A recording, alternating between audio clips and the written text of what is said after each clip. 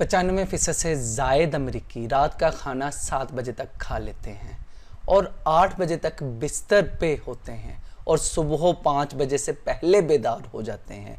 ज़रा भी देर हो जाए तो बर वक्त ऑफिस नहीं पहुंच पाते। बड़े से बड़ा डॉक्टर 6 बजे सुबह अस्पताल में मौजूद होता है। पूरे Europe, America, Japan, Australia, Singapore में कोई भी दफ्तर ऐसा नहीं, कोई भी कारखाना ऐसा नहीं या कोई भी इदारा ऐसा नहीं जहां अगर ड्यूटी का वक्त 9 बजे है तो लोग 9:30 बजे पहुंच रहे हैं। आजकल चीन दुनिया की दूसरी बड़ी ताकत बन चुका है। पूरी कौम सुबह 6 से 7 बजे नाश्ता करती है, दोपहर 11:30 बजे लंच और शाम 7 बजे तक डिनर कर चुकी होती है। अल्लाह की सुन्नत किसी के लिए नहीं बदलती। इसका कोई रिश्तेदार नहीं है।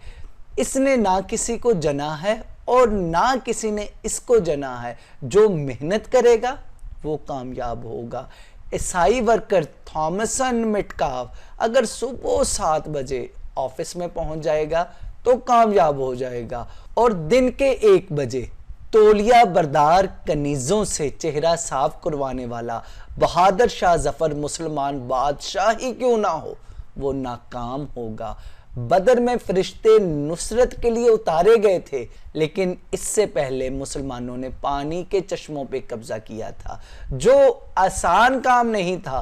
क्या किसी कौम को तबाह बर्बाद होने से दुनिया की कोई ताकत बचा सकती है?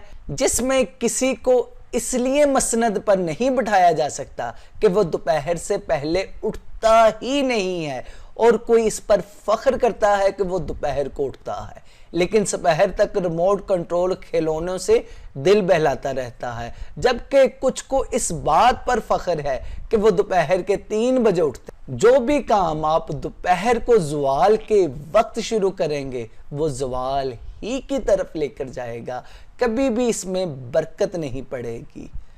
दोस्तों, बेंजामिन फ्रैंकलिन ने एक दफा कहा था, early to bed and early to rise makes a man healthy, wealthy and voice.